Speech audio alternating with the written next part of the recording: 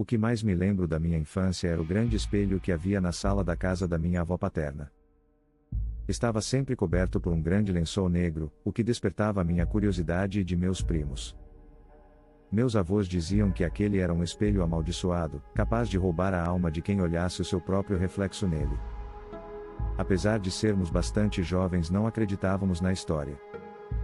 Se fosse verdadeira, não seria melhor destruir o espelho? Uma certa noite brincávamos sozinhos na sala quando meu primo Arthur teve a ideia de tirar o pano do espelho. Eu me calei, apesar de não acreditar que ele teria essa coragem. Meu primo mais novo Felipe também não disse uma palavra. "Vocês são duas mariquinhas", disse ele caminhando em direção ao espelho.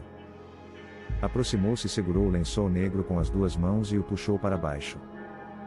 Instantaneamente, levei minhas mãos aos olhos, não queria olhar.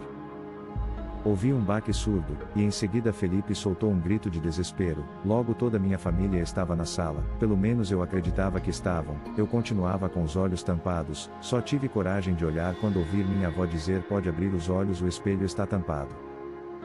Meu primo Arthur estava morto, seus olhos estavam revirados mostrando a parte branca, e sua língua pendia para fora da boca. Felipe estava sentado no chão em estado de choque, balançava de um lado para o outro com o dedo polegar na boca.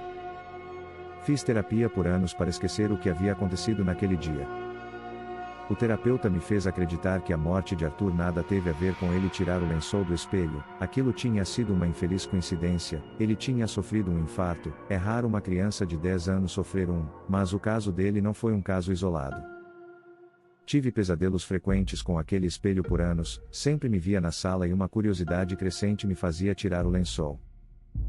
A princípio nada acontecia, depois via Arthur com o rosto encharcado de sangue com os olhos revirados, clamando por mim: "Venha, primo, me sinto tão sozinho aqui, faz frio, não é um espaço tão grande, mas é o suficiente para brincarmos". Ainda hoje, embora não com a mesma frequência, eu ainda sonho com ele. Meu primo Felipe estava internado em um hospital psiquiátrico há 10 anos. Na época eu acreditava que Felipe tinha olhado para o espelho, mas ele contou em um dos seus raros momentos de lucidez que viu seu reflexo apenas de soslaio. Meu psiquiatra também tinha uma resposta para isso: foi o trauma de ter presenciado a morte do irmão que o deixou assim. Algumas pessoas são mais fortes que outras, me disse ele certa vez. Casei-me e aceitei que o que havia acontecido foi obra do acaso. Minha própria avó contou que tudo era uma invenção dela para nos amedrontar. Depois da morte do meu primo, só voltei na casa dela por 2 ocasiões, a primeira há 2 anos atrás quando meu avô faleceu, e a segunda alguns meses atrás quando minha avó faleceu.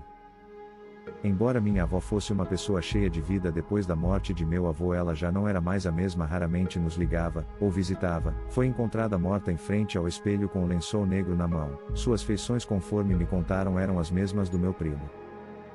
Pelo menos uma vez por ano ainda tenho aquele sonho. Agora não são apenas um, são 2 clamando por mim.